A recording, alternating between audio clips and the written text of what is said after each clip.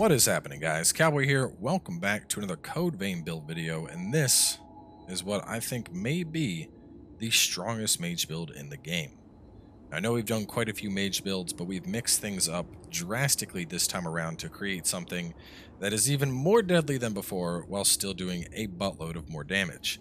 Just to give you a little sneak peek here.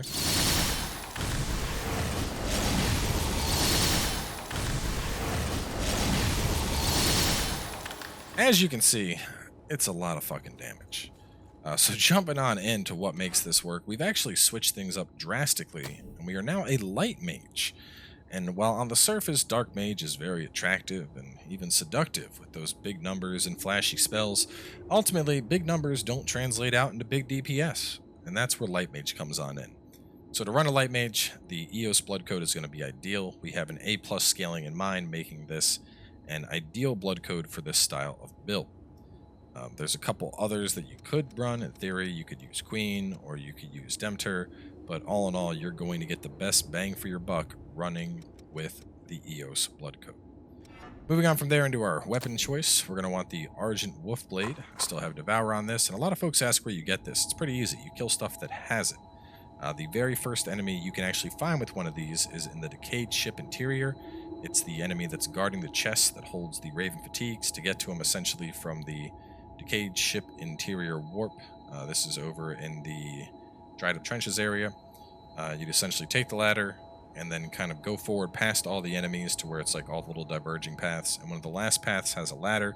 You take that ladder down, run around a little bit, and then you'll see a guy that's in all white armor that you fight. He has this sword. Kill him 5 to 10 times and he should drop it for you. Very, very solid blade. It has one of the faster one-handed sword movesets, so it's very quick, very, very, very spammy. And that's essentially what we want here. We want a weapon that is super fast and spammy to pull in our Iker with. As for our secondary, we're actually working with the Dammerung. And we're not going to be using the Dammerung at all, but if you've never used Dammerung, what's interesting about it is that it gives you the Iron Will buff when you do a charged heavy attack. Even if you hit nothing, you'll still get up that buff just by doing a charged heavy, and that gives you a flat 25% damage resistance to just make you even more tanky while you're in the fray. Lastly, we have the Noble Silver augmented with fortification. Best bang for your buck when it comes to boosting up light. We have 8 scaling in mind on this thing and some pretty respectable stats all around. All in all, it's just a very, very good blood veil when you're looking to boost up your light gifts. Now moving over into the passives, first up we have Health Stimulant, also kind of a no-brainer choice here. As you can see, Health Stimulant is adding an extra 431 health, and that's really going to help with my survivability, especially in New Game Plus and the later difficulties.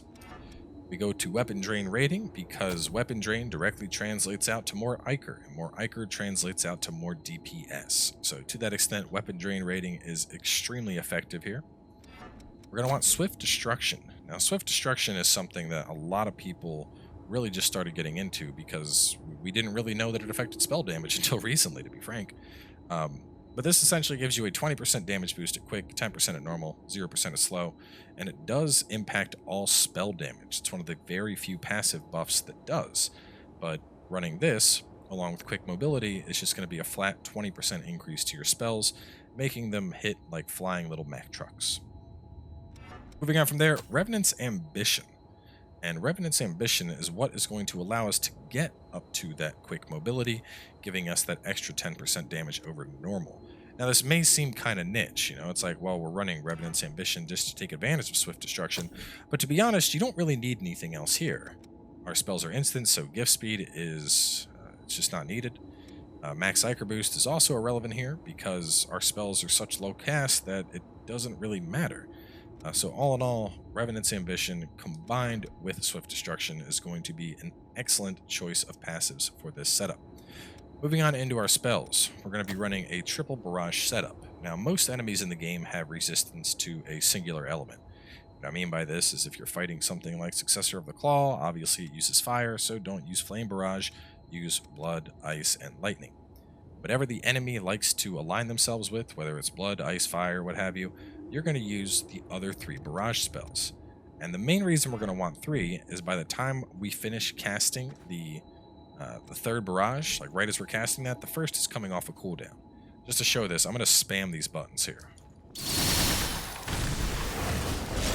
You can see by the time the third one was going out, the first was already like, hey, what's up? I'm ready to go. So 3 of them is going to be the ideal loadout. Moving on from there, we have some choices here. Now, if you're really looking to nuke, and I mean nuke, you're going to want Imperial Refrain. Now, this is essentially going to give you an extra 50% increase to your gift power. It's going to give you a boost to your drain rating, but it's going to make your gifts more expensive, and it's going to reduce the total Ichor count you have. However, having this buff on is going to allow you to go Barrage, Barrage, Barrage for essentially half of a boss's health bar, and then get back up your Ichor, and then Barrage, Barrage, Barrage. If you're not a fan of using communal gifts, alternatively, you could use Blood Sacrifice. Previously, I was running this build using Blood Sacrifice, and it's actually really good in this case. I don't typically like this on mages, but because our spells are such a low Ichor cost, Blood Sacrifice is a very, very potent choice, and so much so that I'd actually suggest you could run this and then swap to Imperial Refrain before a boss fight just to get that big damage buff going on. Besides that, our other things are going to be Cleansing Light, which is just going to be a nice ability to help keep our health up. There's no weird interaction here. It's just a very solid support ability. But you could trade this out for a couple things. Since we're in the EOS Blood Code, you could run Adaptive Blood, which will take Ichor away to reduce damage that you take. You could run any one of the various defensive shields. Basically, this is just a slot that is designed to help keep you alive. Next up, we're going to be running Hunting Feast. Now, technically, you'll get even more drain out of Blood-Sucking Blades, but we need to get our willpower up to run Blood-Sucking Blades, and to do that, we'd have to sacrifice something over in our passives, and all in all, it's just not worth it. Just to kind of show this, if we were to put this on here, you can see we're going to come in at a 0.88 drain rating. If we were to sacrifice our base drain rating and put on something that increases our willpower, say willpower and mind, then put on Bloodsucking, you can see we're only at a 0.69. So ultimately, it's just not going to be worth running Bloodsucking with EOS. If you are running Queen with this for whatever reason, you can just use Bloodsucking, and that's great. But for running the EOS variant, you're going to have to demote yourself down to Hunting Feast. Which still, I mean, it's still a respectable drain rating. And the other thing to keep in mind is we are getting a significant boost from Imperial Refrain. I want to say this puts us up to 1.18, somewhere in that range.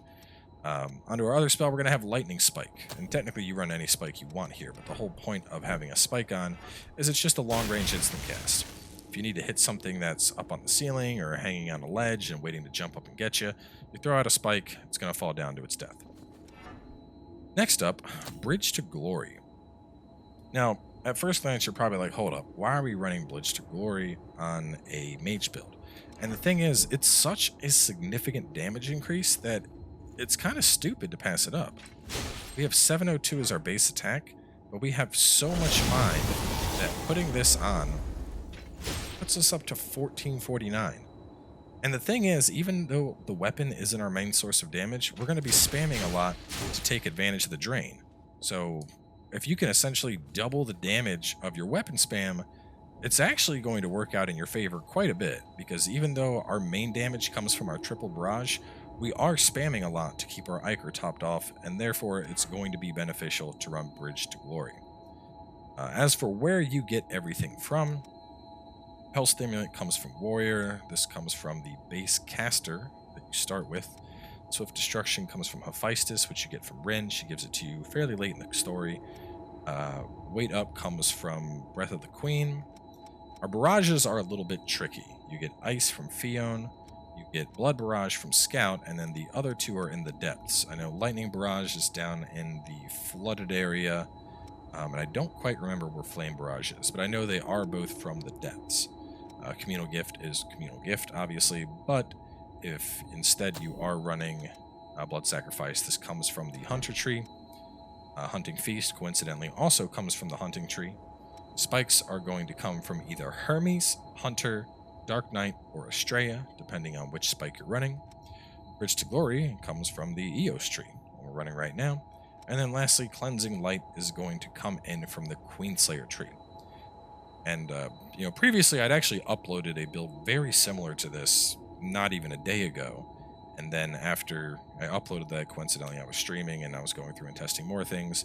And between that and folks in the comments section being like, why didn't you do EOS? I was like, hold on a second. Went back in and tested some other things, and Jesus God, this is way more disgusting.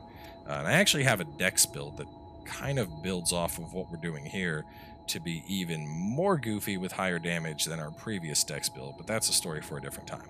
So let's jump on in. We're actually going to be doing, I'm not even going to do most of the depths because we hit so hard it's not even a good showcase. We're going to fight the boss in the depths, and then we're going to go after the final boss just to show how ridiculously hard-hitting this is. So it's time to murder a boss. We're going to get up our 3 main buffs, and then as I mentioned, you can actually swap this out before a boss fight. So we're going to just pop this twice, and then we're going to and we'll change it back on over to our communal gift. As you can see, we still have plenty of health. And here we go. It's time to clap cheeks.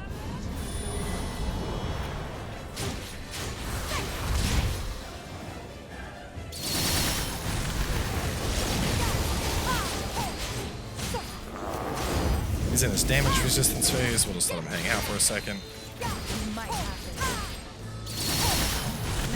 And he's dead. Like, that didn't feel like a boss fight, right? Like, I mean, it was stupid before, but now it's really stupid. Now it's like, wait, what? What the hell just happened? So anyway, let's go fight the final boss instead. Obvious spoilers. If you haven't fought the final boss, I suggest tuning out now. You've already seen just how bonkers this shit is. But otherwise, here we go.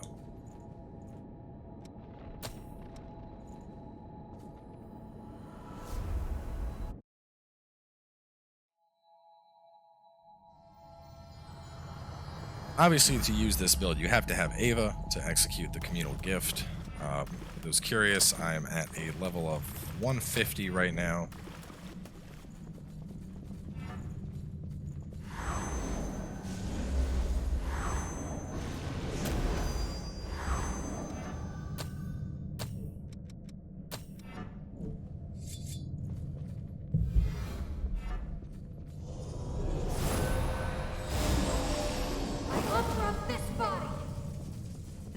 Hey there, big guy.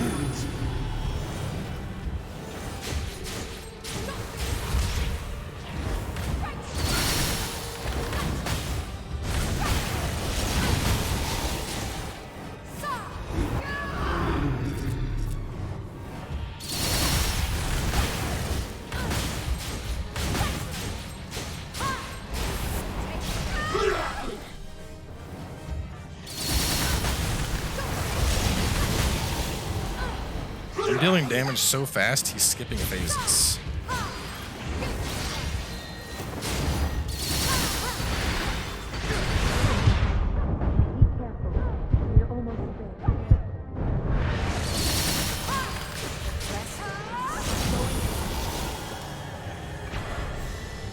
I just want to point out, that's basically where he started.